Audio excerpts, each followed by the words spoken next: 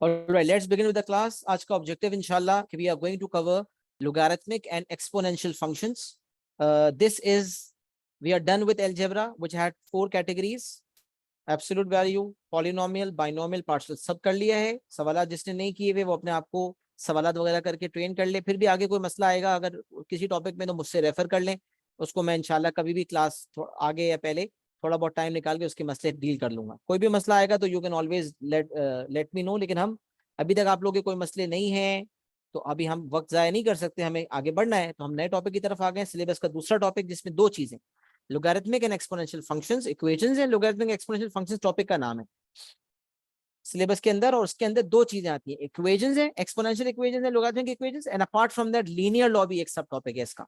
तो पहले हमारा अभी आज का फोकस और शायद 1-2 क्लासेस अगली एक क्लास का भी ऑब्जेक्टिव यही होगा कि हम जो है लोगैरिथमिक एंड एक्सपोनेंशियल इक्वेशंस पे बात करें और फिर इंशाल्लाह लीनियर लॉ को भी कवर करेंगे. तो first there are some prerequisites. इस टॉपिक को पढ़ने के लिए O level mathematics, IGCSE mathematics की कुछ नॉलेज है जो बच्चों को पता होनी चाहिए. तो वो प्री रिक्विजिट्स मेरा हमेशा कोशिश होगी कि मैं आपको प्री रिक्विजिट्स पढ़ा दूं. आपको हालांकि याद होने चाहिए ये चीजें, लेकिन यार जिंदगी में इतना कुछ करने के लिए सब याद नहीं रहता. तो इसलिए वो चीजें जो जो जो आपकी रिपीटेटिव नेचर की, मतलब जो जिसकी रिक्वायरमेंट A2 के अंदर आएगी, तो इंशाल्लाह मैं उसको खुद ही रिव्यू करवा दूंगा एज मच एज पॉसिबल. सही है. अच्छा, अब मैं स्टार्ट लेता हूं बिल्कुल बेसिक से. इंडाइसिस की बात करते हैं. इंडाइसिस हम सब ने पढ़ा था. तो इंडाइसिस में हम पढ़ते थे कि if a to the power of m है, तो what is a? a is the base. What is m? m is the power, index और एक्सपोनेंट. तो ये जो इंडाइसिस निकला है ना, this is the plural of index. तो इंडाइसिस इज सेइंग बहुत सारी पावर्स, अलग अलग किस्म की, मतलब पावर्स की बात हो रही है. इंडाइसिस का मतलब है कहीं पावर्स की इन्वॉल्वमेंट है. इंडेक्स पावर को कहते हैं. इंडेक्स का प्लूरल इंडाइसिस है. एक्सपोनेंशियल इक्वेशन क्या होता है? तो एक्सपोनेंशियल की बात आएगी तो भी पावर, कुछ कुछ पावर का मामला है. तो पावर, इंडेक्स, एक्सपोनेंट, इस जो m है इसको हम ये तीनों नामों से पुकारा करते हैं. अक्सर नॉर्मली हम कहते हैं भाई पावर 2 है, पावर 3 है, a पावर 2 है, a पावर 3 है. बट हम ये भी कह सकते हैं कि a का इंडेक्स 2 है, या a का एक्सपोनेंट 2 है, या a का एक्सपोनेंट 3 है. सही है जी. अच्छा, अब हम लॉज ऑफ इंडाइसिस देख लेते हैं. तो हमने लॉज ऑफ इंडाइसिस में देखा था लॉज ऑफ सेम बेसिस. अगर 2 सेम बेसिस आपस में मल्टीप्लाई हो रहे हैं, if 2 same bases are being multiplied by each other, तो the powers are added. अगर 2 सेम बेसिस मल्टीप्लाई होते हैं, बेसिस अगर सेम है तो पावर्स ऐड हो जाती है. तो a power m multiply by a power n is equal to a power m plus n. अच्छा, अब देखें, मैं इसकी मिसाल देता हूं. जब a power 2 multiply by a power 3 है, बेसिस सेम है लेकिन पावर्स डिफरेंट है. तो एक बेस है, पावर को ऐड कर देंगे 2 + 3, तो करते हैं ना, a पावर 5 कर देते हैं भाई, हमें पता है a पावर 5 होता है. अच्छा, यहाँ ब्रैकेट में मैंने एक चीज लिखी हुई है, इसको बड़ा जरा देखें क्योंकि इस टॉपिक के हवाले से अक्सर ऐसा होता है जब इस फॉर्म से हम इस फॉर्म में कन्वर्ट कर सकते हैं, तो इस फॉर्म से इस फॉर्म में क्यों नहीं कन्वर्ट कर सकते? जब left hand side right hand side में कन्वर्ट हो सकती है, तो right hand side left hand side में क्यों नहीं कन्वर्ट हो सकती है यार? बिल्कुल हो सकती है कन्वर्ट. तो अक्सर ना जो लॉग से सवालात हमारे A2 के अंदर आएंगे उसमें हम देखेंगे कि ये चीज को हम इस फॉर्म में कन्वर्ट करेंगे. इसे कहते हैं स्प्लिट, पावर को स्प्लिट करना. तो m प्लस n अगर है, लेट, तो इसकी मिसाल देखें. लेट सपोज इफ 3x + 2 है, तो उसको स्प्लिट कैसे करेंगे? 3 पावर x मल्टीप्लाइड बाय, अच्छा डॉट मतलब मल्टीप्लाई होता है हमें पता है, तो 3 power x multiplied by 3 power 2. 3 power x multiplied by 3 power 2, तो 3 पावर 2 जो है वो 9 बन गया और 3 power x as it is आ गया. तो 3 पावर x + 2 जो है वो कन्वर्ट हो गया 9 टाइम्स 3 पावर x. ये आपको पावर को ब्रेक करना आता था तो आप पहुंचे ना यहां तक. अच्छा, इसी तरह ये माइनस वाला एग्जाम्पल हो सकता है. जो माइनस वाला एग्जाम्पल है वो क्या है? If 2 same bases are being divided, 2 bases same है और डिवीजन हो रही है, तो इसका मतलब पावर्स क्या होती हैं? सबट्रैक्ट. इसकी मिसाल हम देखते हैं. a power 8 divided by A power 2, क्या हो जाएगा भाई? ए पावर 6 हो जाएगा, क्योंकि ए पावर 8 - 2 हो जाएगा, which makes it a power 6। I guess इसमें कोई मसला नहीं है कि ए पावर 6 हो जाएगा। अब यहां अगर हम देखते हैं कि ए पावर, अच्छा अब एग्जांपल ये हो गया, लेट्स सपोज 3 पावर x - 2 आ जाता है, तो इसको कैसे ब्रेक करेंगे? तो आपने कहा यार इसको ब्रेक करने का तरीका है 3 पावर x को अलग कर लो, और डायरेक्टली भी आप कर सकते हो कि क्योंकि माइनस है ना, तो 3 पावर 2 डिवाइड होगा,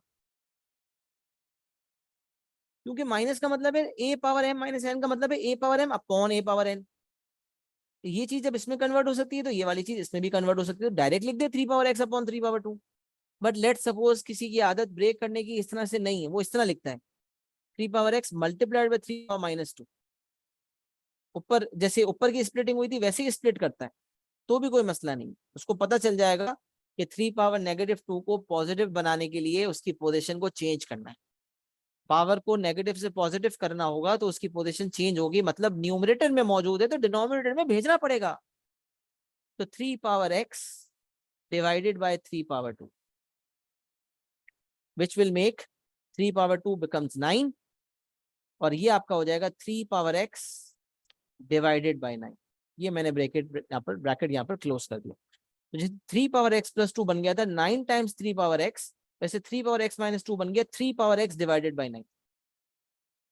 तो ये आपने, ये जो एग्जांपल्स मैंने आपके सामने रखे ये आपको अभी आप देखेंगे लॉग्स के जब सवाल हम पास से बस के करेंगे तो ये एक एक्टिविटी है जो आपको करने की जरूरत पड़ेगी, समझ रहे? तो ये आपका दूसरा लॉ ऑफ इंडाइसिस मैंने कवर कर दिया, रिकैप भी हो रहा है साथ साथ, और थोड़ा सा जो चीज ज्यादा स्पेसिफिकली हमें करनी पड़ेगी उस पर मैं फोकस भी कर रहा हूँ। कोशिश होगी जब टॉपिक खत्म हो तो इतना घोल के पिला दी जाए कॉन्सेप्ट्स के एक्सप्लेनेशन के बाद जब आप पास पे जाओ बोले यार ये क्या, सारे पास पेपर्स हो रहे हैं। इंशाल्लाह I will try my best कि मैं ऐसा करूं कि जब आप पास पेपर पे जाओ तो आपसे हर सवाल हो रहा हो। अच्छा, पॉइंट नंबर 3 पे आते हैं। Law of indices number 3 point है a power m whole bracket power n। तो यहां पर ये सिखाया जाता है भाई कि अगर लेट सपोज a की पावर 5 है और उसके उसके बाहर पावर 3 है, तो आपने कुछ ज्यादा नहीं करना, इन दोनों पावर्स को आपस में मल्टीप्लाई कर देना। मतलब जो ब्रैकेट के अंदर बेस है उसके ऊपर जो पावर है वो, और जो होल ब्रैकेट के ऊपर जो पावर है वो, both of them are to be multiplied with each other. मतलब कोई ये ना समझे कि पावर के ऊपर पावर का मतलब है 5 power 3 which makes it 125। No, it's not like that. Power base के ऊपर है, ब्रैकेट के ऊपर पावर है, आपस में दोनों पावर्स को क्या कर देना है, मल्टीप्लाई। ये है ओ लेवल आईजीसीएसई वाली बात, लेकिन मैंने कहा आपके सामने फिर भी बारीक बीनी से हर बात रख दूं, छोटी छोटी बातों से अगर आपके एरर्स खत्म हो जाते हैं तो वो छोटी बातें करना मुझे अच्छा लगता है। ए पावर 15 आपका आंसर आ गया। अच्छा, फिर हम आ जाते हैं ए पावर 0। तो लॉ ऑफ इंडाइसिस का मशहूर जमाना जुमला है, any base to the power of 0 is 1। Base अगर 10,000 भी है उसकी पावर 0 कर दो तो 1 बन जाएगा। Any base to the power of 0 is 1, तो ये रूल है भाई, a to the power of 0 is 1। अब 1000 है, 10,000 है, 100,000 है, डजंट मेक्स डिफरेंस। 1000 था, पावर 0 हो गई, आंसर आपका 1 ही आना है। We all know this right. फिर इस चीज की एप्लीकेशन हम पहले ही कर चुके हैं कि अगर पावर नेगेटिव है उसको पॉजिटिव बनाने के लिए उसकी पोजीशन चेंज होगी। तो ए पावर नेगेटिव m अपॉन 1 था, इसकी पावर को पॉजिटिव करने के लिए इसको डिनोमिनेटर में लेकर आ जाएंगे तो इसकी पावर पॉजिटिव हो जाएगी। तो ये हो गया 1 अपॉन ए पावर m। तो अगर लेट सपोज 1 अपॉन 3 पावर -2 होता तो इसकी पोजीशन चेंज होने की वजह से इसको डिनोमिनेटर से न्यूमरेटर में लाते तो ये 3 पावर 2 बन जाता। या अगर 3 पावर -2 है तो नीचे ले जाएंगे तो ये हो जाएगा 1 अपॉन 3 पावर 2।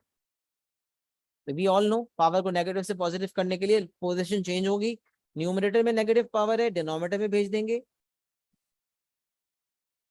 पूरे नंबर को भेजेंगे तो पावर पॉजिटिव हो जाएगी, और अगर डिनोमिनेटर में था तो न्यूमरेटर में भेज देंगे तो पावर पॉजिटिव हो जाएगी। सही है, ये बात मैंने कवर अप कर। अच्छा, अब आ जाते हैं आगे। ये जो 6th बात है, a power m upon n। अगर कभी पावर एक फ्रैक्शन है, if power is a fraction, power क्या है, फ्रैक्शन है, तो आप समझ जाएं कि जो पावर का न्यूमरेटर है ना, वो उस बेस के ऊपर डायरेक्ट पावर है या होल ब्रैकेट के ऊपर की पावर है, और जो फ्रैक्शन का डिनोमिनेटर है ना, उसकी वजह से रूट ओपन हो जाता है। तो मैं मिसाल दूंगा तो आपको ज्यादा समझ आएगा। तो इसकी मिसाल देखते हैं। Let suppose I am saying 8 power 2/3, 8 power 2/3। अब आप इसको कैसे सॉल्व करेंगे? अब एक तो ये तरीका है कि आप उठाएं कैलकुलेटर और सॉल्व कर लें, और एक, इसके तीन तरीके हो सकते थे।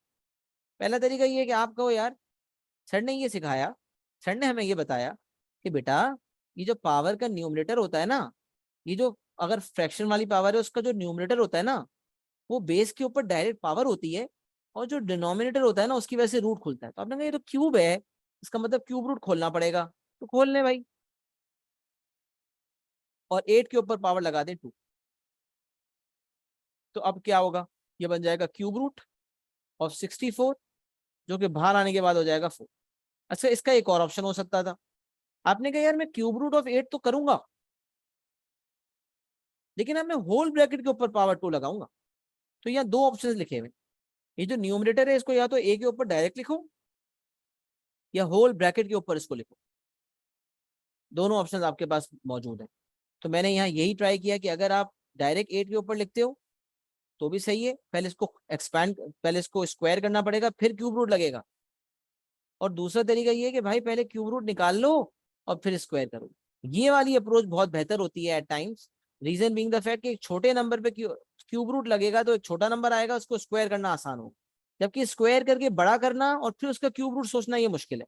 यार हमारे पास कैलकुलेटर अलाउड होते हैं, और हम इस वक्त ओ लेवल्स के पेपर 1 विदाउट कैलकुलेटर वाले पेपर को नहीं डील कर रहे हैं, बट मैं बेसिक से बहुत सारी चीजें कवर अप कर रहा होता हूँ to to tell you all the possibilities, क्योंकि बहुत सारी चीजें जहन में निकल जाती हैं। तो cube of 8 is 2 and 2 square will give you 4। तो आंसर आपका 4 ही आना है। अच्छा, फिर हम बात करते हैं तीसरी पॉसिबिलिटी। तीसरी पॉसिबिलिटी क्या हो सकती थी? तीसरी पॉसिबिलिटी हो सकती थी कि बंदा बोले यार 8 पावर 2/3 है ना, तो इसी जो ब्रैकेट के अंदर 8 है इसको रीराइट कर लेता हूँ। तो आप बोलेंगे यार 8 क्या होता है? 8 होता है 2 का क्यूब, 2 क्यूब और आगे 2/3। अब आपको पता है पावर आपस में मल्टीप्लाई होती है, तो 3 जब 2/3 से मल्टीप्लाई होगा, 3 जब 2/3 से मल्टीप्लाई होगा तो 3 और 3 कट जाएगा, तो 2/2 विल गिव यू 4। तो एक ये भी तरीकेकार होता है। लेकिन ऊपर वाले दो तरीके बताने का मकसद ये था कि जब पावर में फ्रैक्शन होगा, मतलब जब पावर फ्रैक्शन में होगी, तो पावर का न्यूमरेटर या तो वो डायरेक्टली बेस के ऊपर आएगा या होल ब्रैकेट के ऊपर आएगा, और जो पावर का डिनोमिनेटर है उसकी वजह से रूट ओपन हो जाएगा। वैसे अगर आपको रूट भी नहीं खोलना, तो फिर ये भी एक तरीका है जो मैंने आपके सामने रखा है। ये आपका सिक्स वाला जो है, सिक्स वाली बात जो है मैंने कवर कर ली। समझ गए हैं जनाब? बात समझ आ रही है यहाँ तक? यहाँ तक किसी का कोई सवाल, कोई दिक्कत, कोई परेशानी तो बता दें। Is it clear? थोड़ी कॉन्स्टेंट एक्नॉलेजमेंट मुझे चाहिए, ताकि मैं जो एफर्ट डाल रहा हूँ मुझे पता चले कि भाई समझ तो आ रहा है ना।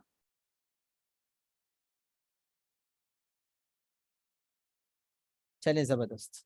अच्छा जी, अब हम आ जाते हैं 7 की तरफ। ये कहलाता है laws, law of laws of indices है ना। ये चल रहे थे लॉज ऑफ सेम बेसिस, कि भाई बेसिस सेम है, मल्टीप्लाई हो रहा है पावर दैट, बेसिस सेम है, डिवाइड हो रहा है पावर सब्ट्रैक्ट। यहाँ है लॉज ऑफ सेम इंडेक्स, मतलब पावर सेम है, बेसिस अलग अलग है। A power n multiply b power n, base यहाँ पर ए है, यहाँ पर बेस बी है, बेसिस अलग अलग है, लेकिन इनकी पावर जो है वो सेम। तो इसका तरीका ये है कि अगर a power n multiply b power n है, तो आप इन दोनों को आपस में मल्टीप्लाई करके होल पावर एन लगा दें। क्योंकि ये भी तो लॉ ऑफ इंडाइसिस है ना, कि अगर एक ब्रैकेट के ऊपर, होल ब्रैकेट के ऊपर पावर है, तो ब्रैकेट में जितने टर्म्स होंगे हर टर्म पे उस पावर को अप्लाई करना होगा। लॉ ऑफ इंडाइसिस में हम यूजुअली मैथ्स P1 के अंदर सवाल कर रहे होते थे कि ब्रैकेट में बहुत सारे टर्म्स होते थे, होल ब्रैकेट के ऊपर पावर होती थी, वो पावर ब्रैकेट के हर टर्म की पावर पे अप्लाई होती थी। तो अगर a into b whole power n है, तो आप क्या करेंगे? a power n multiply b power n, इससे आप इसमें कन्वर्ट कर देंगे। तो जब इस राइट साइड से लेफ्ट साइड पे कन्वर्ट कर सकते हैं, तो लेफ्ट से राइट में भी कन्वर्ट कर सकते हैं। तो इसकी मिसाल अगर मैं आपके सामने रखूं, तो ये लेट्स सपोज आपका ये हो सकता है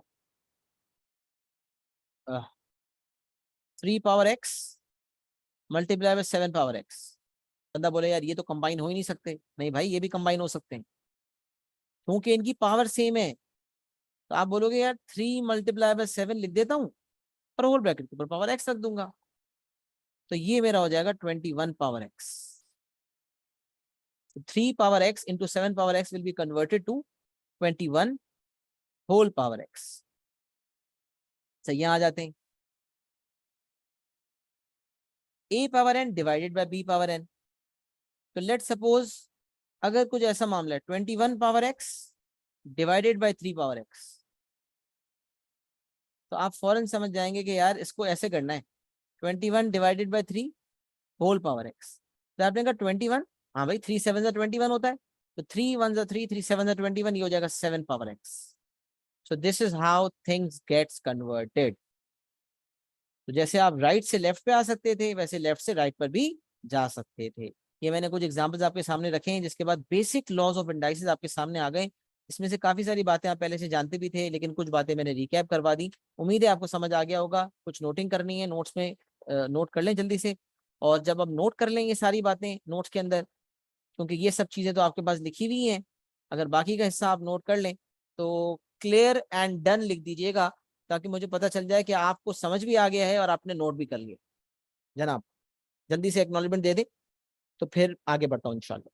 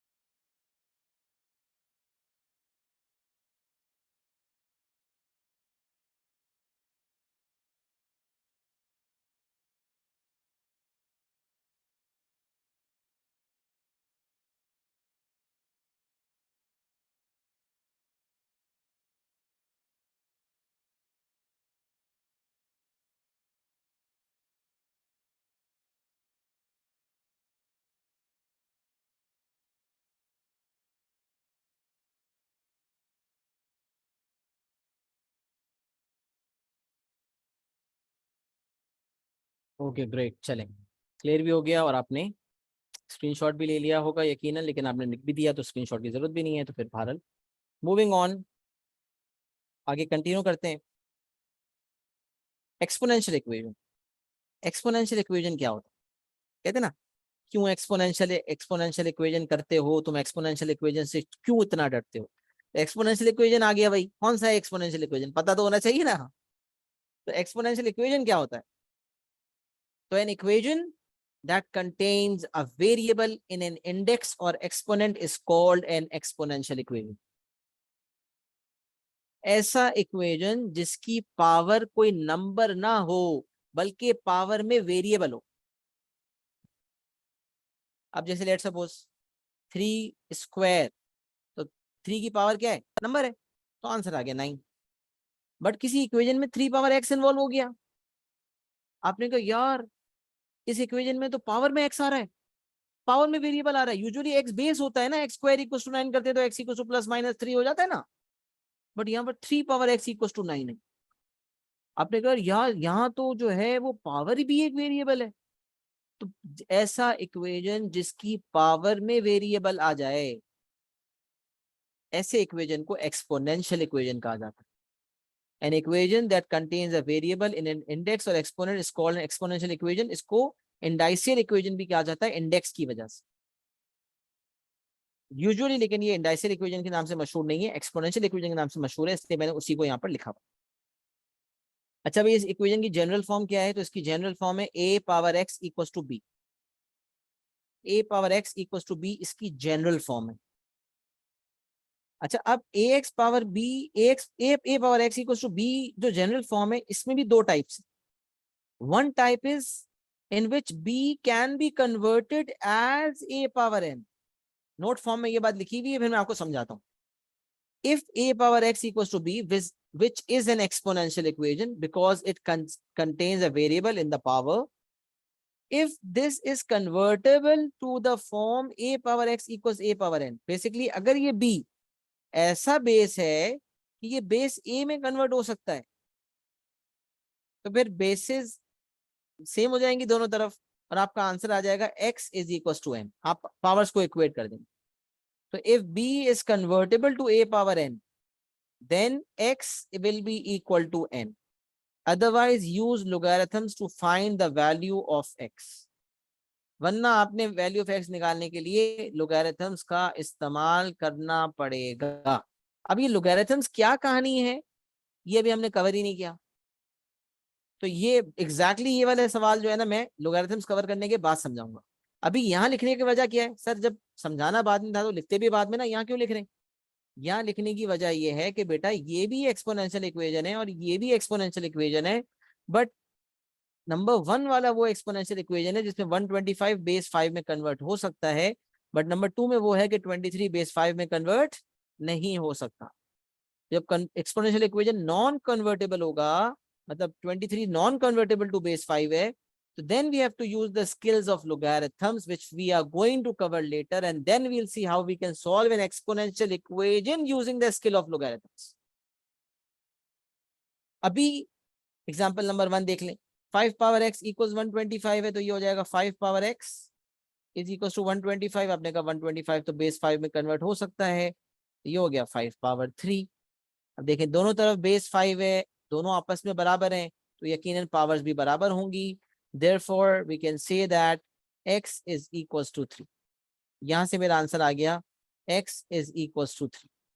ये वो एक्सपोनेंशियल इक्वेशन है जो फौरन सॉल्व हो रहा है, इन अ जिफी फौरन सॉल्व हो रहा है। लेकिन जो दूसरा वाला एग्जाम्पल है वो लॉग से थ्रू होगा और वो इंशाल्लाह आसानी से सॉल्व हो जाएगा, पहले लॉग समझना पड़ेगा उसके लिए।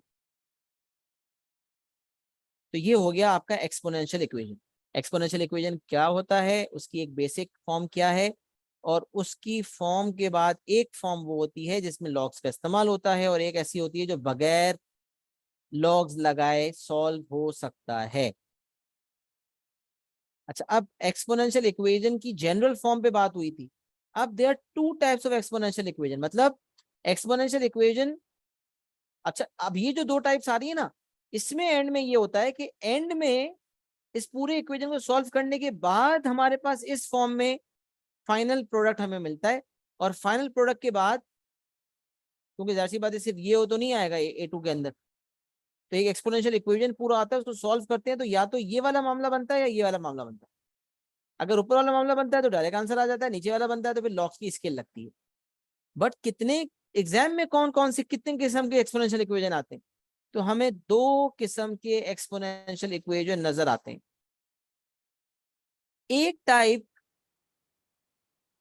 1 एंड टाइप 2 में इसको डिवाइड किया है। तो पहले टाइप 1 की बात कर लेते हैं। There are 2 types of exponential equations. Type number 1, if there is a multiplication / division of different terms, then make the basis same, use laws of indices and equate powers to solve the equation.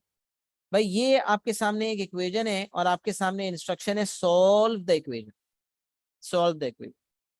अब कोई बोलेगा भाई ये कौन सी किस्म का equation है, इस इक्वेशन की नस्ल क्या है, what type of an equation is this? So you will say this is an exponential equation in which we have to make the basis same, and then we have to use the laws of indices, and then we have to equate the powers. तो ये exponential equation type number 1 वाला है, जिसमें addition subtraction, power में तो addition है लेकिन terms के दरमियान नहीं है। जैसे 27 पावर एक्स को आप मल्टीप्लाई करेंगे 3 power x square into 27 power x, आप इस तरह कह सकते हैं। तो टर्म्स में आपस में क्या हो रही है, ये एक टर्म है, ये एक टर्म है, ये एक टर्म है, तो ये 2 टर्म्स आपस में क्या हो रहे हैं, डिवाइड हो रहे हैं। या अगर इसको वहां क्रॉस मल्टीप्लाई करते हैं तो ये वाला टर्म इस वाले टर्म से क्या होगा, मल्टीप्लाई होगा।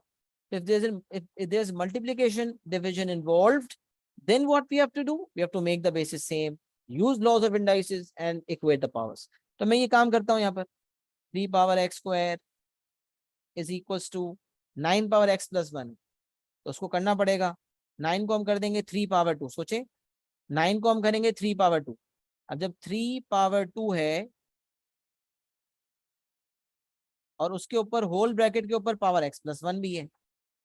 तो 9 converted to 3 square x plus 1 bracket के बाहर है, दोनों आपस में क्या हो जाएंगे, मल्टीप्लाई। तो ये बन जाएगा 3 to the power of 2x plus 2।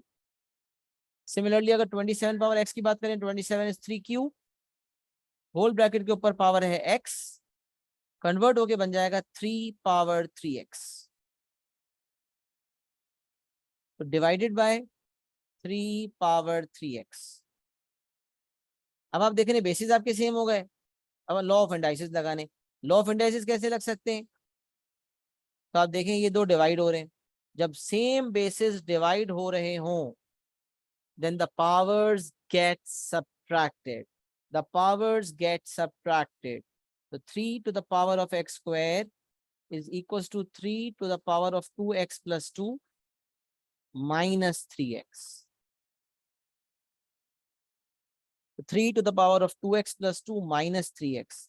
ये हो जाएगा 3 to the power of x square is equals to 3 to the power of 2 minus x. 2x minus 3x minus x हो गया, ये हो गया 2 minus x। अब ये पॉइंट आ गया तो हमने क्या क्या किया, हमने पहले बेसिस सेम की, देन सेम बेसिस डिवाइड हो रहे थे, power subtract, we used law of indices. Now what we are doing, what we are going to do, we are going to equate the powers. Bases are same at both the places. This power x square is going to be equated to 2 minus x. So x square is equals to 2 minus x. So this is another step. यहाँ से आ जाते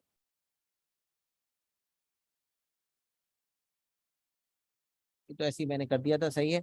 यहाँ पर अगर हम इसको करते हैं 3/3x यहाँ से हटा ही देते हैं ना, सही है। अब देखें, now we are going to equate the powers x square is equals to 2 minus x. Now we have a simple quadratic equation which we can solve either using quadratic formula or Middleton breaking or completing the square. But सबसे पहली preference हमारी Middleton breaking पे ही होती है, which is known as factorization. तो x square plus 2x minus x, यहाँ तो इतने छोटे छोटे नंबर्स हैं कि फैक्टराइजेशन करना हमारे लिए मुश्किल ही नहीं है। एक्स हमने कॉमन ले लिया, ये बन गया x plus 2, -1 got -1 taken as common, x plus 2, and then x plus 2 is taken as common, and then we got x minus 1 equals to 0. There are two possibilities, either x equals -2 or x equals 1. दो possibilities हैं, यही दोनों possibilities आपका answer बन जाएंगी।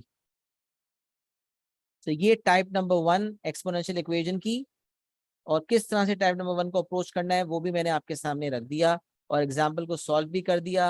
Example को अपने पास note down कर लें और फिर मुझे एक्नॉलेज कर दें कि आपको समझ भी आ गया है और आपने लिख भी लिया है by writing clear and done.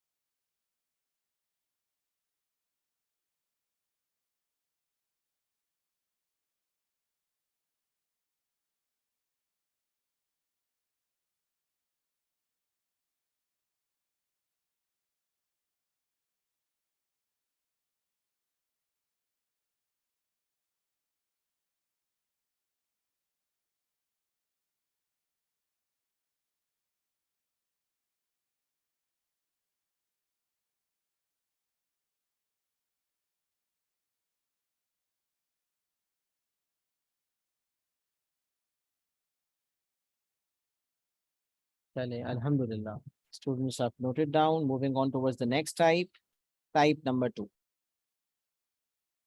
If there is an addition, subtraction of different terms, then use appropriate substitution. अब एक्सपोनेंशियल इक्वेशन है, मतलब पावर में वेरिएबल है, लेकिन आपस में टर्म्स के दरमियान एडिशन सब्ट्रैक्शन इन्वॉल्व हो रही है। तो what we are going to do in that case, you are going to use appropriate substitution. अब देखें यहाँ पर एक ये टर्म है, एक ये है पूरा, एक ये है। अब अगर आप देखें तो यहाँ बीच में माइनस हो रहे हैं।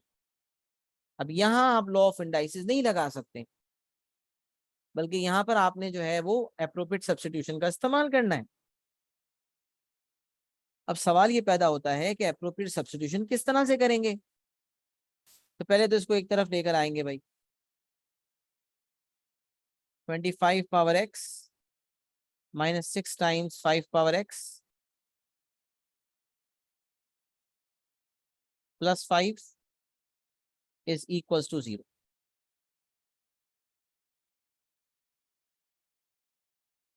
अच्छा आगे देखें। अब सवाल ये पैदा होता है किसको एप्रोप्रिएट सब्स्टिट्यूशन किस तरह से करें, ये समझाया मैं।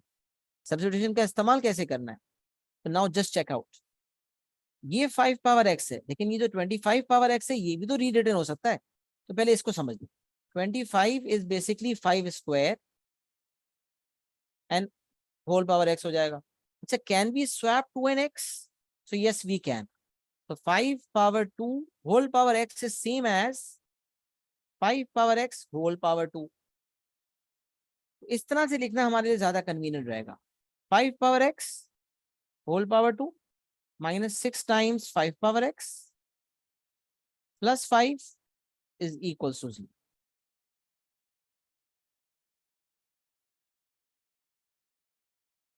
अच्छा अब जरा एक बात सुनिएगा। अब आपको क्या करना है, कैसे सॉल्व करोगे। घबरा गए भाई, ये कैसा इक्वेशन है यार, कैसे सॉल्व होगा। फौरन ख्याल है यार ये कौन सी नस्ल का इक्वेशन है। आपने कहा it is an exponential equation. Okay, sir ने कहा था दो टाइप्स हैं। अगर मल्टीप्लिकेशन डिवीजन है तो भाई आपने बेसिस सेम करके लॉ ऑफ इंडाइसिस लगाने, कंपेयर करनी है पावर्स। यहाँ तो एडिशन सब्ट्रैक्शन है। अच्छा, सर ने कहा था एप्रोप्रिएट सब्स्टिट्यूशन लगानी है। चलो भाई, हो गया सवाल। Let 5 power x is equals to a, ये आपने लगा लिया।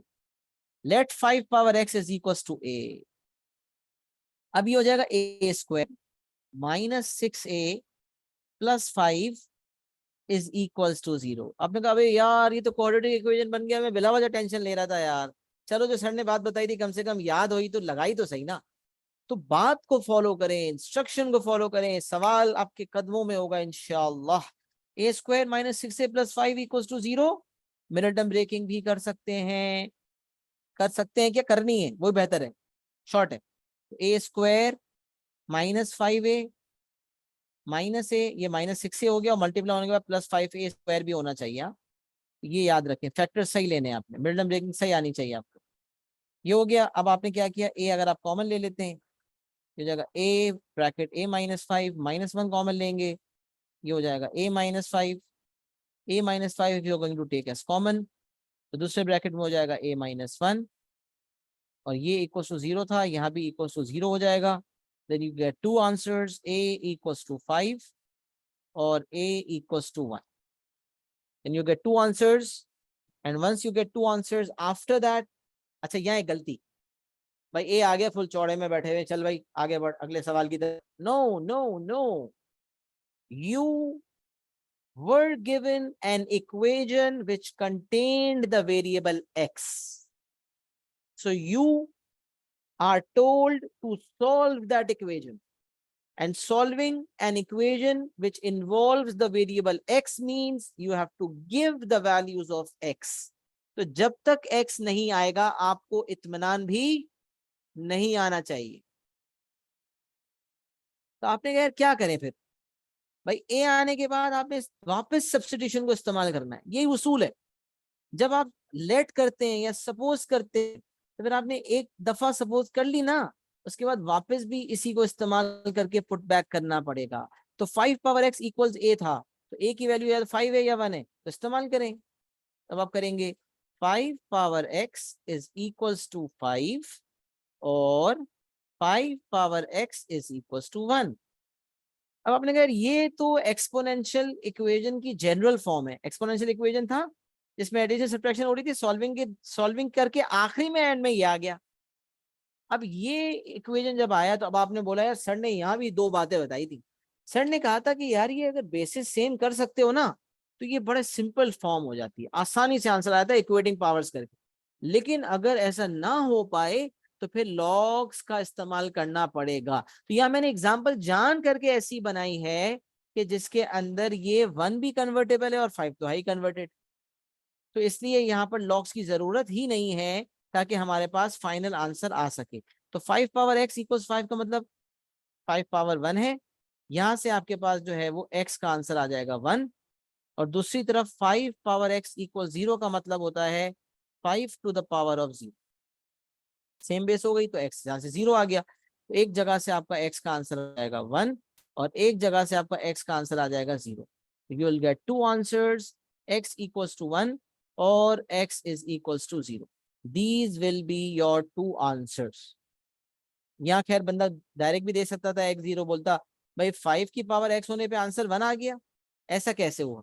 ऐसा सिर्फ तब हो सकता है जब पावर 0 हो। तो 5 to the power of 0 is 1, तो ये स्टेप लिखने की जरूरत नहीं थी। डायरेक्ट भी आप x power x equal to 0 direct भी लिख सकते थे। यहाँ से x1, यहाँ से x0, and you'll get two answers, both of which needs to be given for full marks to be secured. This was type number 2 of exponential equation, which has been covered and explained. Note it down and acknowledge. Are you clear with it? And give an acknowledgement of clear and done.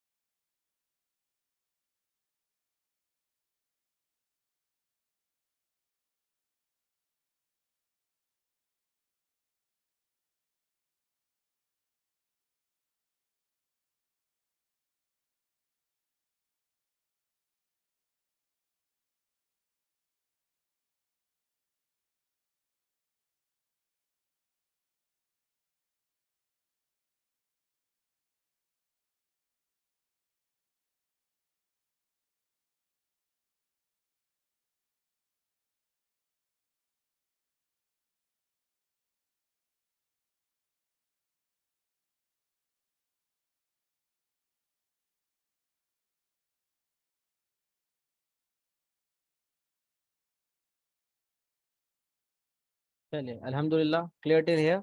Moving forward towards logs. अब आ जाते हैं logs की तरफ। लोगरिथम्स पढ़ते हैं ताकि हमें मजीद confidence हमारा एनहांस हो, क्योंकि कुछ इक्वेशंस, कुछ सवालात ऐसे होते हैं जो प्योरली एक्सपोनेंशियल इक्वेशन होते हैं, कुछ लोगरिथमिक इक्वेशंस होते हैं। और मैंने आपको पहले ही बता दिया कि एक्सपोनेंशियल इक्वेशन भी बाज़ औक़ात इख्तिताम तक पहुंचाने के लिए, मतलब आंसर्स लाने के लिए, हमें लॉग्स की नॉलेज में का इस्तेमाल करना पड़ता है। लॉग्स की नॉलेज का उसमें इस्तेमाल करना पड़ता है। तो अगर हम यहाँ करें, index form is y equals to a power x। Logarithmic form ये है। तो इस फॉर्म से इस फॉर्म में आता कैसे, तो मैं आपको थोड़ा समझाता हूं ताकि आपको थोड़ी सी कॉन्सेप्ट क्लैरिफिकेशन हो जाए।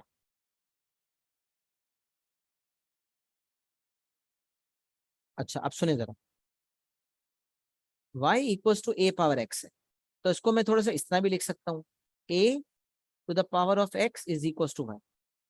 ये भी वही बात हुई, इंडेक्स फॉर्म एक्सपोनेंशियल इक्वेशन होता है ना, हमें पता है। अभी हमने क्या किया, इंडेक्स फॉर्म है ना, क्योंकि y है तो ये एक्सप्रेशन है। अगर ये इक्वल टू 0 5 हो जाता है लेट्स सपोज, तो ये एक एक्सपोनेंशियल इक्वेशन बन जाता। तो एक्सपोनेंशियल इक्वेशन यहाँ पर y equal to a power x, तो we are calling it index form और एक्सपोनेंशियल फॉर्म। जब, तो इसको इस तरह सोचे, a power x equals y, मतलब एक बेस a थी, उसके ऊपर पावर लगी x और आंसर आ गया y। तो मैं इसको पहले इस तरह से लिखना सिखाता हूँ आसानी से। एक बेस थी, बेस के ऊपर एक पावर लगी और इक्वल्स टू के बाद आपके पास आंसर आ गया।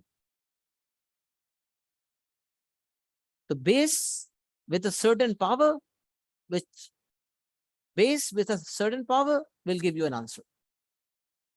अब how to convert this particular thing in log form, तो अब सुनिएगा।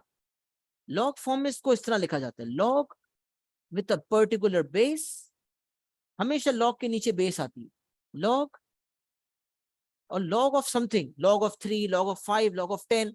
log हमेशा आंसर पे लगता है।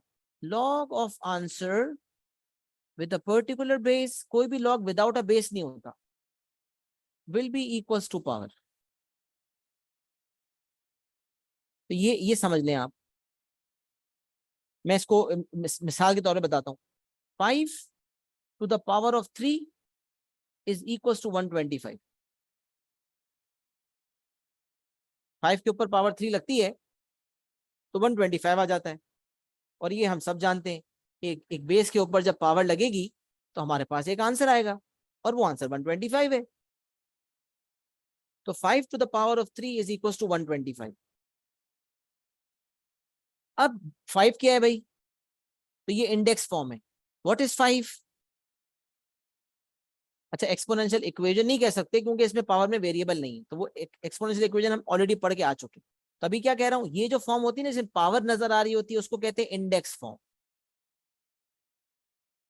तो base was 5, the power, the index was 3, and the answer was 125. So base with a certain power will give you a particular answer. And if you are told to write this in the log form, how can you do that? You need to be aware of this particular thing. कि sir ने कहा था कि log हमेशा answer पर apply होता है, तो हम ऐसा ही करते हैं, तो पढ़ते भी ऐसे ही हैं। पढ़ने का भी तरीका यही है, log of 125 with a base of 5 is equals to 3। अच्छा, आसानी के लिए, अच्छा आपके पास कैलकुलेटर में एक फीचर होगा लॉग का। कैलकुलेटर में आप कैलकुलेटर अगर आप उठाएंगे, क्लासविज भी है, मेरे पास भी पड़ा हुआ है, तो उसमें लॉग के ऑप्शन में जब आएंगे आप, तो वहां आपको एक लॉग का फीचर नजर आएगा, उसको ढूंढने जरा। मेरे पास क्लासविज भी है, अगर किसी पर क्लासविज है तो मैं बता देता हूँ कि क्लासविज में कहाँ मिलेगा। क्लासविज में आपको लॉग कहाँ मिलेगा? हाँ, ये वाला की है बेटा क्लासविज के अंदर। पता नहीं आपको नजर आ रहा है कैमरा पे या नहीं नजर आ रहा, ये वाली की है। ये समझ लें, जो मेन्यू है ना, ऑन और मेन्यू, उसके नीचे आपको नजर आ जाएगा, की पे ही लिखा हुआ है वाइट के वाइट में लॉग, और दो दो स्क्वायर्स, बल्कि एक स्क्वायर और एक रेक्टेंगल बना हुआ है। स्क्वायर शेडेड है, रेक्टेंगल अनशेडेड है। और यहाँ अगर आप आ जाते हैं तो यहाँ पर जो है वो, हाँ यहाँ पर भी ऑन के बटन के नीचे मिलेगा इस कैलकुलेटर के अंदर। तो मुझे बताएं कि लॉक की आपको मिल गई। उस लॉक की को आप प्रेस करें, और प्रेस करने के बाद बेस इनपुट करें 5, और आंसर की जगह इनपुट करें 125। तो आपके पास आ जाएगा log of 5, log of 125 with the base of 5। देखो चेक करो 3 आ रहा है नहीं आ रहा? अगर 3 आ रहा है, इसका मतलब आप कैलकुलेटर का फीचर एक्सप्लोर कर चुके हो और आपको समझ आ गया। जरा मुझे बताएं, कैलकुलेटर का वो फीचर लॉग वाला मिला आपको या नहीं मिला?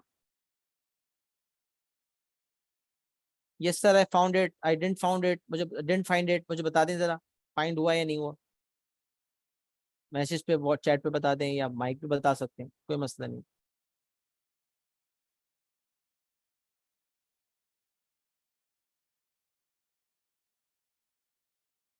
सही है। अब लॉग, अच्छा एक एक्नॉलेजमेंट रह गई है, बता दें, आ लिया आपको, मिल गया नहीं मिला?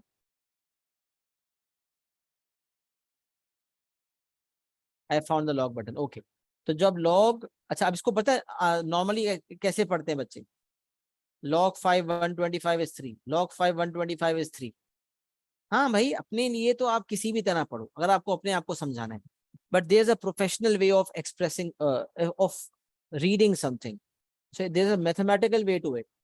log of 125 with a base of 5 is 3, yeah, is equals to 3। log of 125 with a base of 5 is equals to 3। अब एक बहुत इंपॉर्टेंट बात ये होती है कि आप इंडेक्स फॉर्म से लॉग फॉर्म में कन्वर्ट कर सकें और लॉग फॉर्म से इंडेक्स फॉर्म में, ये दोनों कन्वर्जन होती हैं। कभी कभार आपको इंडेक्स फॉर्म में दिया हुआ होता है और लॉग फॉर्म में आना होता है, और कभी लॉग फॉर्म दी हुई होती है और इंडेक्स फॉर्म में आना होता है। तो 5 के ऊपर अगर पावर 3 लगाएंगे तो आपका 125 आएगा। तो अगर आप इसको इसको ऊपर फॉर्म में कन्वर्ट करते हैं तो आपको ये पढ़ने आना चाहिए, भाई ये बेस है और ये पावर है। आपने कहा बेस के ऊपर जब पावर लगेगी तो आंसर आ जाएगा, इसीलिए मैंने ये बात आपको सिखाई। बेस के ऊपर जब पावर लगती है तो आंसर आता है, तो लॉग हमेशा आंसर पर अप्लाई होता है और उसके नीचे आती है बेस। तो log of answer with a particular base and the answer of this log log जब आंसर पे मतलब एक वैल्यू पे लॉग लगता है जिसको हम आंसर कह रहे हैं, और उसके ऊपर एक उसके साथ एक बेस होती है लॉग की, तो जो आंसर आ रहा होता है वो बेसिकली इस फॉर्म के मुताबिक जो पावर होती है वो होती है। तो base with a certain power gives you an answer, so log of answer with a particular base will give you the power. So log of 125 with the base of 5 will give you 3. So this means if you need to convert इस form से इस form में आना है, अब ये समझ गए कि जो आंसर है वो लॉग के साथ लॉग उस पे लगेगा, बेस 5 नीचे आएगी, और जो 5 के ऊपर पावर 3 है वो इक्वल टू के बाद आएगी। तो इंडेक्स फॉर्म से लॉग फॉर्म की कन्वर्जन समझ आ गई। अब लॉग फॉर्म से इंडेक्स फॉर्म की कन्वर्जन के लिए क्या करेंगे, ये 5 आपकी बेस है, 3 आपकी पावर है। जब आप 5 को वहां भेजते हैं तो 5 बेस बन गई, 3 उसके ऊपर आ गई, तो 5 पावर 3 इक्वल्स 125 इंडेक्स फॉर्म में कन्वर्ट हो गया। अब मैं यहाँ एक मिसाल दे देता हूँ।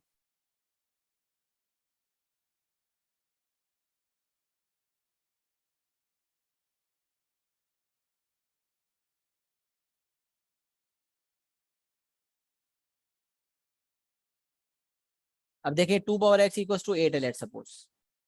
अब 2 पावर x इक्वल्स टू 8 तो आप सबको पता है कि 2 को रीराइट करके 2 पावर 3 कर सकते हैं, x इक्वल्स टू 3 हो जाएगा। लेकिन मैं नहीं चाहता इतना करूं। अब मैं कहता हूँ express this in log form. एक मिसाल है, this is an index form, right? And you have to convert into log form. What you will do?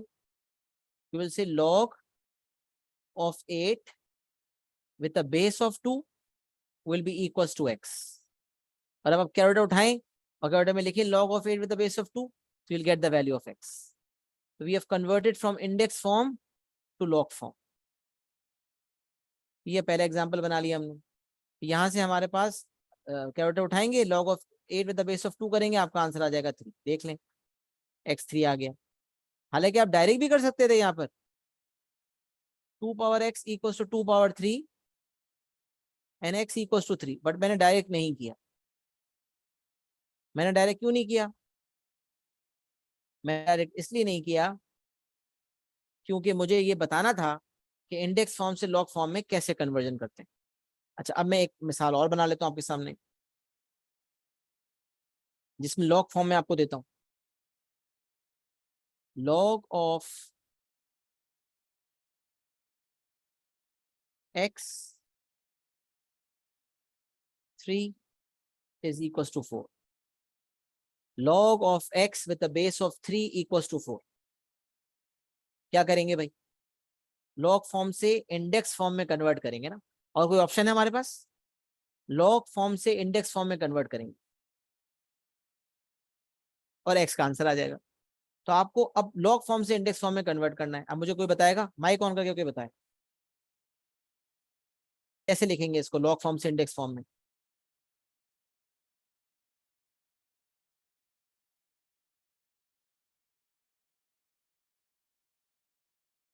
ये चैट पे बताना चाहते हैं, चैट पे बता दें, कोई मसला नहीं है।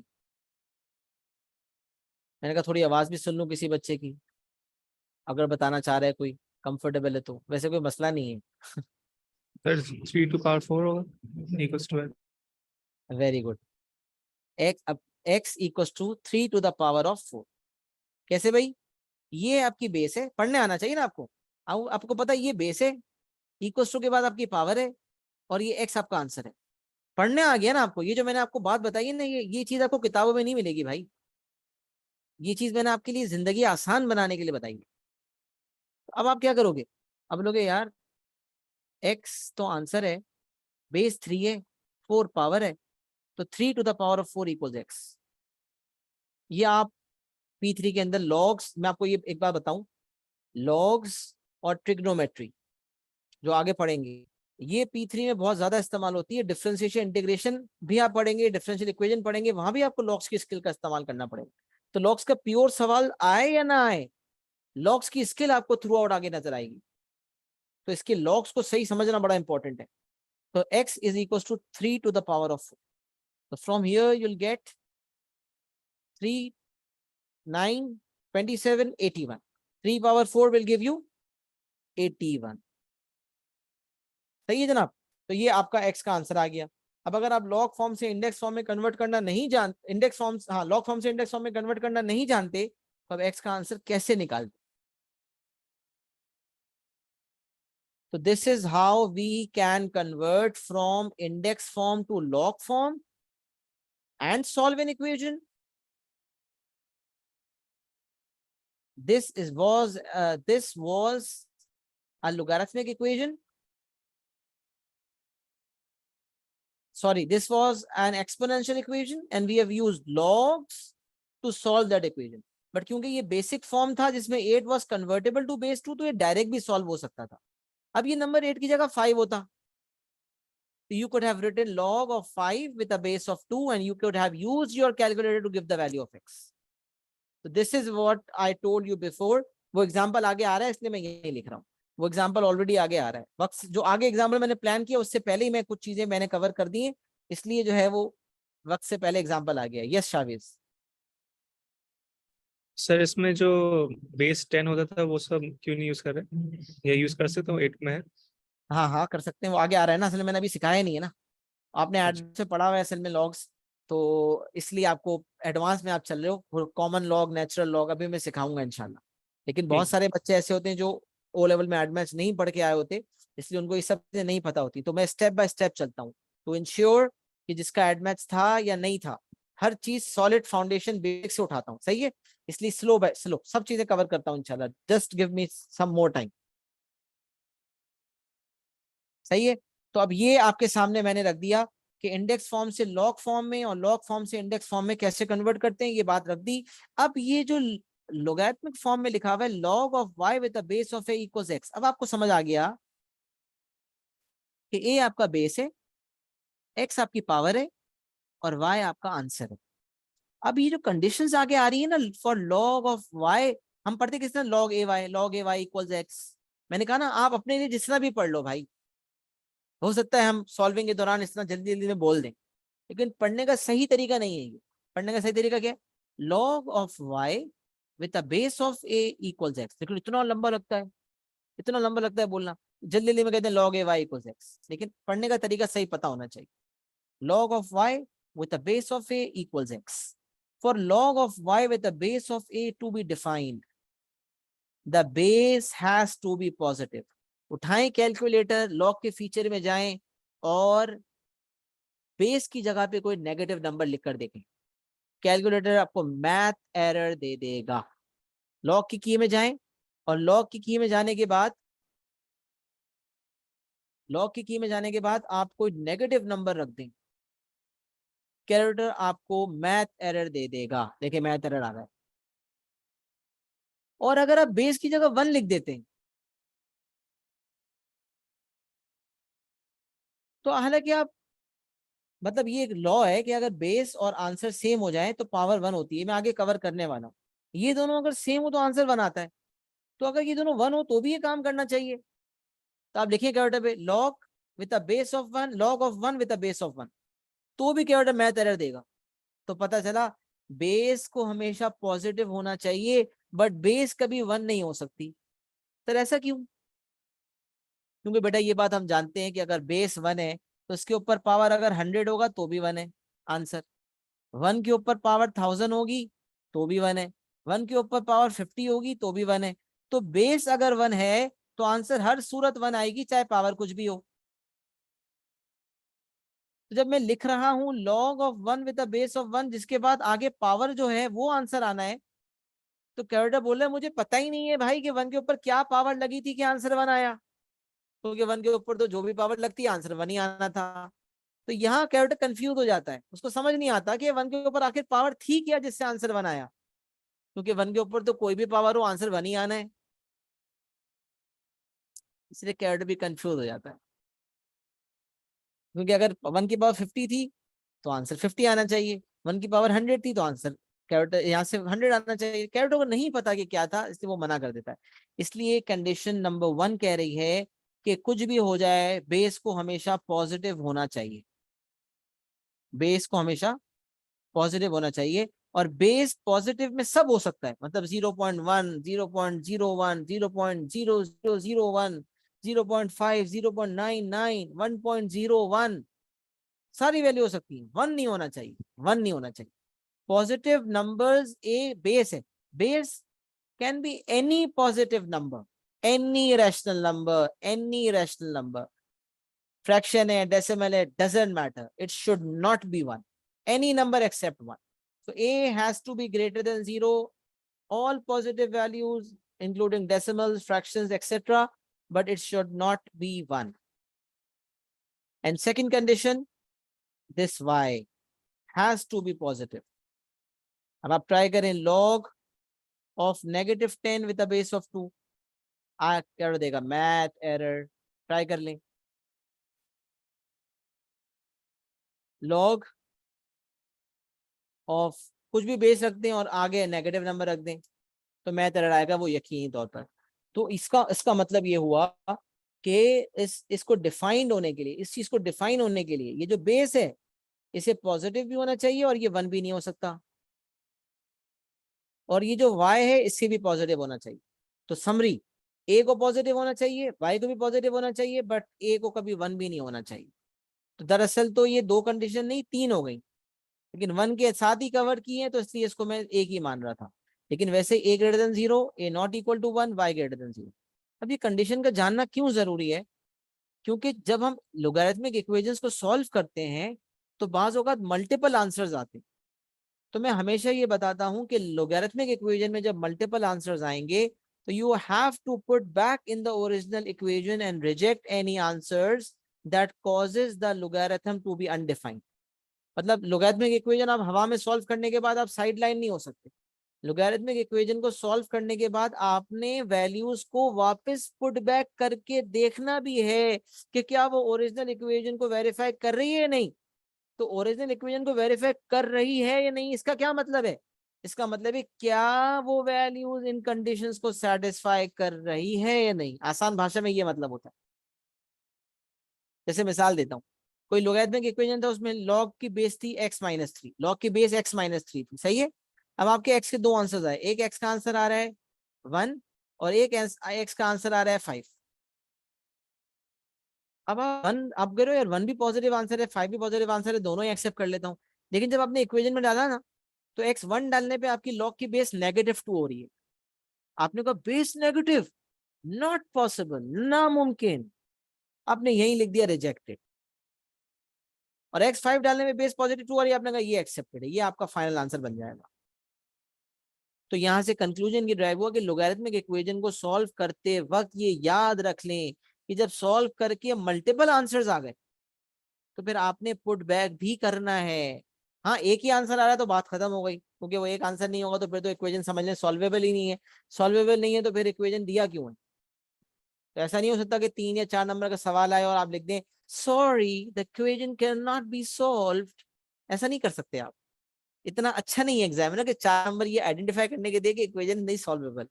तो इसलिए जब इक्वेशन है तो सोल्यूशन तो होगा, सोल्यूशन होगा तो एक्स का आंसर भी आएगा। तो एक्स का आंसर अगर एक से ज्यादा आ रहा है, वेरिएबल्स के आंसर एक से ज्यादा आ रहे हैं, फिर आपने देखना है कि कौन सा एक्सेप्टेड है कौन सा रिजेक्टेड है। सर क्या जरूरी है कि एक से ज्यादा आंसर्स में दोनों दो हैं तो एक ही बनेगा और एक रिजेक्ट होगा? नहीं भाई, दोनों भी हो सकते हैं, दोनों के दोनों कंडीशन को सेटिस्फाई करें। तो जरूरी भी नहीं है कि रिजेक्ट हो, बट ये आदत बनानी है जो नोट फॉर्म में आगे आ रही है कि while solving logarithmic equations always verify your answers by substituting in the original equation and reject any answers which causes logarithm to be undefined। उसमें मैं आ रहा हूँ, मैंने वक्त से पहले ही कुछ चीजें कवर कर ली हैं, आगे चीजें सब लिखी हुई हैं इंशाल्लाह। तो ये कंडीशंस क्यों इंपॉर्टेंट है ये मैंने आपको बता दिया। ये कंडीशंस हैं, इसकी बेसिस पर ही आपके आंसर्स एक्सेप्ट या रिजेक्ट होंगे। बाकी लॉग्स फॉर्म से इंडेक्स फॉर्म में, इंडेक्स फॉर्म से लॉग फॉर्म में करना भी सिखा दिया। बेस के ऊपर पावर लगती है, आंसर आता है तो लॉग फॉर्म में log of answer with base equals power. ये बात जहन में, 2 बातें लिख भी ली होंगी आपने, और इसको लिख लेंगे तो ये सारे एग्जाम्पल इस बेसिस पर सॉल्व होंगे इंशाल्लाह। और अब आ जाते हैं रूल्स ऑफ लोगैरिथम पे। 2 रूल्स हैं, आगे लॉज ऑफ लोगैरिथम्स हैं, वो अलग कहानी है, वहां मैं आपको अलग लॉज पढ़ाऊंगा, product law, quotient law, power law वगैरह वगैरह। लेकिन अभी खाली छोटे से रूल्स हैं, और वो रूल्स क्या हैं कि अब वो रूल्स इसी कॉन्सेप्ट को मद्देनजर रखते हुए निकलेंगे। अब देखिएगा जरा, भाई आपकी ये क्या होती है, ये चीज क्या है, बेस है, ये क्या है, आपका आंसर है। अब जरा सोचे, अगर बेस ए है, बेस ए है और इसके ऊपर एक पावर लग रही है और आंसर भी ए आ रहा है, तो आखिर इस बेस पे क्या पावर लगी थी कि आंसर यही आ गया? तो ये बेस है और ये आंसर है, बेस भी है आंसर भी है, तो आखिर पावर होगी क्या कि आंसर ए आया? तो यकीनन ए के ऊपर पावर 1 लगी तभी ए आया, और इक्वल के बाद तो पावर ही आती है, तो पावर 1 थी तो 1 आ गया। तो अब यहां से रूल पता चल गया कि अगर ये दो नंबर सेम है तो हमेशा इक्वल टू 1 होगा। तो मैं इसको लिख रहा हूं, log of 100 with a base of 100 equals 1, but log of 1 with a base of 1 is not possible, क्योंकि बेस a है और a 1 नहीं हो सकता। ये मैंने आपको बता दिया, सारी वैल्यूज में ये वैलिड है, चाहे ये 100 की जगह आप 1000 लिख दें, 10,000 लिख दें, कोई और नंबर आ जाए, अगर ये नंबर सेम है तो आप समझ जाएंगे यार ये इसको सर ने बेस कहा है, इसको सर आंसर कहते हैं, बेस और आंसर दोनों बराबर है, इसका मतलब पावर यकीनन 1 होगी, और इक्वल टू के बाद पावर आती है तो इसका आंसर 1 होगा। अब दूसरा रूल सुने, log of 1 with a base of a equals 0, log of 1 with a base of a equals 0। अब ये क्या सीन है, आपने कहा यार बेस ए है, अब जरा इसको मद्देनजर रखें, बेस ए है, आंसर 1 आ गया, बेस ए थी, आंसर 1 आ गया, तो आखिर पावर क्या होगी? कौन सा बेस, बेस पे क्या पावर लगी होगी कि आंसर 1 आ गया? तो आपने कहा यार यहाँ कुछ लिखा हुआ कुछ भी बेस है, आंसर 1 आ रहा है, इसका मतलब यकीनन पावर 0 थी, इसलिए इसका आंसर 0 हो जाता है। तो अब ये चीज अगर मैं आपको मिसाल दूं, लॉग ऑफ 1000 लिखा हुआ है, तो अगर 1000 लेकिन फिर बेस में 1 लिखा हुआ है, आपने कहा सर ने कहा था बेस अगर 1 है तो यहाँ कुछ भी आंसर कुछ भी हो, आंसर कुछ भी नहीं, ये मैं गलत कर दिया, सॉरी गलत लिख दिया है, लॉग बेस 1000 है और यहाँ 1 आ गया, आपने कहा बेस कुछ भी हो, आंसर की जगह 1 आ गया ना, इसका मतलब पावर यकीनन 0 थी, इसका आंसर 0 हो जाएगा। तो आपको नजर आएगा log of 1 with a base of 1000, तो आप कह देंगे 0। तो बेस आपकी कुछ भी हो, अगर यहाँ पर नंबर 1 आ जाए तो इक्वल्स टू का बाद 0 आ जाएगा, आप कैलकुलेटर उठा के कैलकुलेट कर लेंगे, आपका आंसर 0 आएगा। तो अगर ये दोनों नंबर सेम हो जाए, log of a with a base of a, this will be equals to 1, और अगर log 1 पे लग रहा है तो बेस चाहे कुछ भी हो, आंसर 0 ही आना है। तो ये दो रूल्स ऐसे हैं जो इक्वेशन की जब सॉल्विंग वगैरह लोगैरिथमिक इक्वेशन की सॉल्विंग करेंगे तो आपको इसका इस्तेमाल करना पड़ेगा। तो इसीलिए मैंने आपको अभी से ये बात बता दी और समझा दी। यकीनन ये सब आपने कॉपी भी कर लिया होगा, आपको समझ भी आ गया होगा, तो फिर भी एक एक्नॉलेजमेंट दे दें, क्लियर एंड डन की। कुछ पूछना चाहते हैं रेज हैंड करके मजे से पूछ लें, बल्कि रेज हैंड की जरूरत नहीं है, आप ऐसे भी पूछ सकते हैं। रेज हैंड इसलिए कि 1 बाय 1 ना एक साथ बोलना ना शुरू करते, तो रेज हैंड जरूरी है। Raise hand and then you can ask, and if it's clear then you can write clear and done.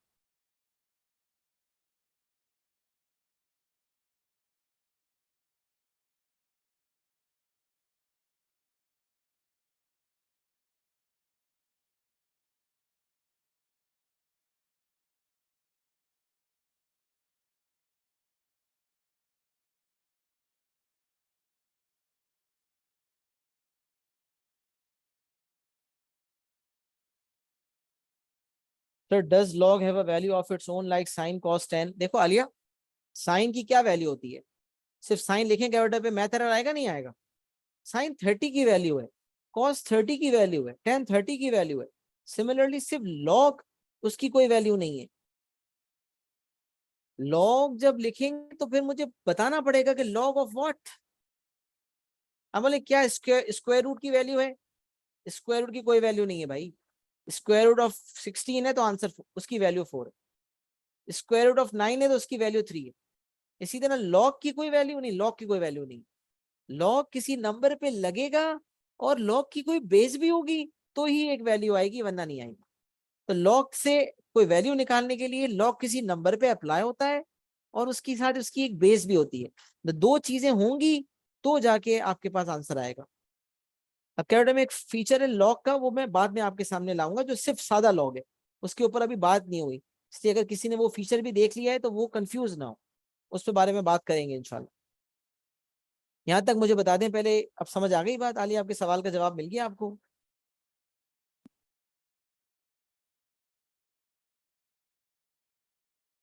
चले ग्रेट। ओके, तो यहाँ तक आपने लिख भी लिया है और समझ भी आ गई बात। भाई ये जो है वो कॉमन नेचुरल लॉग हम नेक्स्ट क्लास में करेंगे, एग्जांपल्स बहरहाल हम देख लेते हैं और फिर हम इंशाल्लाह इसको नेक्स्ट क्लास में कंटिन्यू करेंगे इंशाल्लाह। तो एग्जांपल क्या है भाई, solve the equation log of 64 with the base of 2 is equals to x.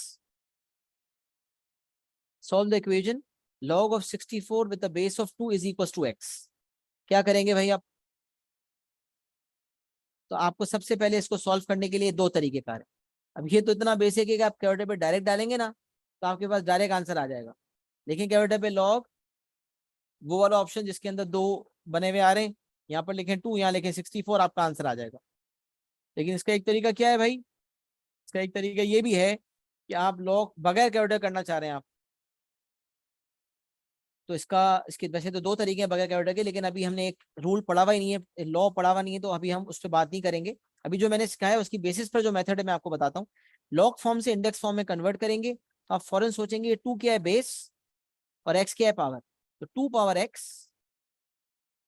x is equal to 64। फिर आपने कहा यार ये तो लॉग फॉर्म से इंडेक्स फॉर्म में आने के बाद एक्सपोनेंशियल इक्वेशन बन गया। तो लॉग फॉर्म से इंडेक्स फॉर्म में आने के बाद जरूरी नहीं है कि जो इक्वेशन आए वो एक्सपोनेंशियल इक्वेशन हो। यहाँ ये एक्सपोनेंशियल इक्वेशन इसलिए है क्योंकि इसकी पावर में वेरिएबल है। हर दफा ये जरूरी नहीं, जैसे एग्जाम्पल नंबर 3 में ऐसा नहीं है। यहाँ अगर आप रीराइट करते हैं तो ये हो जाएगा 8 to the power of x is equal to 512। तो ये भी लॉग फॉर्म से इंडेक्स फॉर्म में आने के बाद एक एक्सपोनेंशियल इक्वेशन बन गया। जबकि एग्जाम्पल नंबर 3 पे अगर आप आएंगे तो बेस आपकी x है, बेस x है तो the power of 2 equals to 4। Now this is a quadratic equation and not an exponential equation. तो लॉग फॉर्म से इंडेक्स फॉर्म में आने के बाद ये कोई फर्ज नहीं है कि हमेशा एक्सपोनेंशियल इक्वेशन बनेगा, इक्वेशन कोई भी बन सकता है भाई। तो पहले दो एग्जांपल्स बने हैं एक्सपोनेंशियल इक्वेशन, तीसरा एग्जांपल बना है quadratic equation. 2 power x equal 64 है तो 2 power x is equal to 64, 2 की power 64 is an 2 power x is equal to 64 is an exponential equation, but exponential equation की वो फॉर्म जो लॉग्स के बगैर सॉल्व हो सकती है। तो 64 जो है वो रीराइटेबल है। 2 पावर 5 32 होता है, 2 पावर 6। तो इस हिसाब से बेसिस सेम हो गई, आंसर आ गया x इक्वल 6। ये आपका x इक्वल 6 आ गया। 8 पावर x इक्वल 512 है, तो आपको पता है 8 की जो है 8 को 3 दफा मल्टीप्लाई करेंगे 512 आएगा, तो आपने फौरन देखा 8 power x is equals to 8 power 3। यहां से आपने आंसर दे दिया x इक्वल्स टू 3।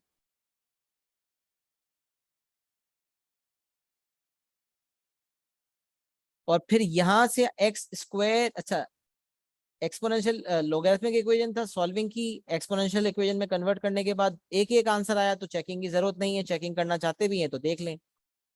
लेकिन अगर एग्जांपल नंबर 3 की बात करते हैं, लोगरिथमिक से इंडेक्स लॉग फॉर्म से इंडेक्स फॉर्म में कन्वर्ट किया तो एक क्वाड्रेटिक इक्वेशन सामने आया। सॉल्विंग की तो भाई मैंने कहा स्क्वायर हटाते हैं, स्क्वायर रूट आता है, तो जब भी इवन पावर हटाने के लिए रूट आता है तो प्लस माइनस भी आता है। तो x square equals 4, x equals plus minus 2। अब यहाँ आपने लिखा यार x इक्वल्स टू 2 और x इक्वल्स टू -2। आपने कहा यार एक से ज्यादा आंसर्स आए, फौरन याद आया कि सर ने कहा था कि अगर लोगरिथमिक इक्वेशन सॉल्व कर रहे हों और एक से ज्यादा आंसर्स आए तो जरूर ब जरूर ओरिजिनल इक्वेशन में डाल के चेक किया करें कि क्या तमाम आंसर्स ओरिजिनल इक्वेशन को सेटिस्फाई कर भी रहे हैं या नहीं कर रहे। तो नोट फिर पढ़ लेते हैं। while solving logarithmic equations, always verify your answers by substituting in the original equation and reject any answers which causes the logarithm to be undefined. वो तमाम आंसर्स जो लॉग को अनडिफाइन करते हैं उसको रिजेक्ट करना है। तो आपने जब x इक्वल टू 2 को रखा, आपने कहा यार x बेस में है तो बेस में 2 आ गया, आपने कहा बेस 2 हो सकती है, आपने कहा हाँ बेस पॉजिटिव होनी चाहिए, पॉजिटिव है। आपने कहा भाई ये वाला आंसर तो लॉक कर दो भाई, लॉक कर दो भाई। आपने कहा -2, मैं कहा व्हाट, सर ने कहा था बेस नेगेटिव तो नहीं हो सकती, बेस तो हमेशा पॉजिटिव होनी चाहिए और पॉजिटिव में भी 1 नहीं हो सकता। आपने कहा ओ तो ये -2 को फिर मुमकिन ही नहीं है, तो आपने कर दिया रिजेक्ट। अब किसी ने यहाँ बेध्यानी में 2 आंसर दे दिए ना, तो उसका 1 मार्क एक्यूरेसी का मार्किंग स्कीम के मुताबिक फाइनल मार्क कट जाएगा। तो एक्स्ट्रा आंसर्स जैसे P1 में मैं आपको बताता रहा हूँ कि भाई एक्स्ट्रा आंसर्स देने पे मार्क कट जाएगा, वैसे ही आपका यहाँ भी मार्क कट जाएगा। तो x is equals to 2 will be your only one and only answer, because the other value causes the logarithm to be undefined, so it's rejected. You should not give it as an answer, else your marks will be penalized. So x equals to 2 is your only answer that you are going to give. तीनों example solve कर लिए हैं, copy कर लें और acknowledge कर लें कि क्या बात यहाँ से यहाँ तक समझ आ गई है। Common log, natural log, laws of logarithm, फिर different types of exam questions, इंशाल्लाह नेक्स्ट क्लास का टारगेट होगा, और लॉग्स को इंशाल्लाह आपके कदमों में रख देंगे अल्लाह के हुक्म से इंशाल्लाह नेक्स्ट क्लास के अंदर, जिसके बाद आप पास के सारे सवाल खुद करने की पोजीशन में होंगे इंशाल्लाह। अगर अगली क्लास में टाइम मिलेगा तो थोड़े सवाल का टाइम दूंगा, वरना से एक्सप्लेनेशन प्योर तरीके से कराऊंगा, जबरदस्त तरीके से मुख्तलिफ मेथड्स बताऊंगा जो मैंने एग्जाम्पल्स प्लान किए हुए हैं आगे नोट्स के अंदर। यहाँ लिख दें clear and done, is it clear and is it done as well. तो हम क्लास को एंड करते हैं, will continue in the next class. जितना पढ़ा है उसको रिव्यू करके आइएगा, रिव्यू करके आइएगा, ये प्री रिक्विजिट है हर क्लास में आने का। Whatever you have been taught please review it within 24 hours भी रिकैप किया करें। बायोलॉजिकल फैक्ट है 80% रिटेंशन होती है, विद इन 24 आवर्स रिकैप किया करें रिटेंशन के लिए, और फिर क्लास से एक दिन पहले भी या कुछ घंटे पहले भी रिव्यू किया करें, so that you are mentally prepared for the class. और अल्लाह से कनेक्टेड रहें, अपने लिए 2 रकात नफल सलातुल हाजात रेगुलर पढ़ें, दुआ करें अल्लाह से, दुआ तकदीर बदलती है। When I was in A levels, alhamdulillah, I got straight A stars. I secured a gold medal. अल्लाह ने इतनी इज्जत दी, मैथ्स में 99% मार्क्स, पूरे कैंपस में सबसे हाईएस्ट। 1 मार्क कहाँ कटा मुझे आज तक नहीं पता, क्योंकि मेरा 100% गया था, बट अल्हम्दुलिल्लाह पूरे कैंपस, उस वक्त परसेंटेज आती थी, अब नहीं आती। तो मैं कहूँ कि मैंने बहुत तुर्रम खानी की, मैं बहुत जीनियस आदमी हूँ, नहीं, इट्स नॉट लाइक दैट। मैं समझता हूँ मैंने रेगुलर दुआ की थी, मैं रेगुलर परफॉर्म करता था प्रेयर्स, अल्हम्दुलिल्लाह 2 रकात नफल सलातुल हाजात पढ़ा करता था, अल्लाह से अपने रिजल्ट की दुआ किया करता था, और एग्जाम में जब कहीं फंसता था तो रब्बी ज़िदनी इल्मा पढ़ता था। तो ये कुछ बातें थी जिसने एग्जाम में कामयाबी दिलवाई, और अल्लाह ने इज्जत भी दिया और मकाम भी दिया और हलाल रिज़्क भी दिया। बहुत से लोगों के पास बहुत सारा माल, बहुत सारे पैसे होते हैं, लेकिन जिंदगी में सुकून नहीं होता। तो सुकून पैसे से नहीं आता, सुकून अल्लाह देते हैं। तो इसलिए अल्लाह से कहते हैं कसरत ऑफ माल मत मांगो, अल्लाह से बरकत मांगो। एक तो माल में बरकत हो जाए कि भाई जो मेरे काम है वो अल्लाह कम में भी बना दे, और दूसरा जिंदगी में सुकून मांगे, सुकून, किसी को तकलीफ ना दें, अच्छे काम करें और अल्लाह से जुड़े रहें। नमाजें नहीं पढ़ेंगे, रूहानी कुरान नहीं पढ़ेंगे, रूहानी गिज़ा हासिल नहीं करेंगे तो सुकून मिल ही नहीं सकता। आप मिलियनियर बन जाए, बिलियनियर बन जाए, you can never attain peace. For peace, it's essential that you stay connected with Allah Almighty. With that message, I end my class over here. Now, बहुत सारा ख्याल रखिएगा। अस्सलामु अलैकुम व रहमतुल्लाहि व बरकातुहू।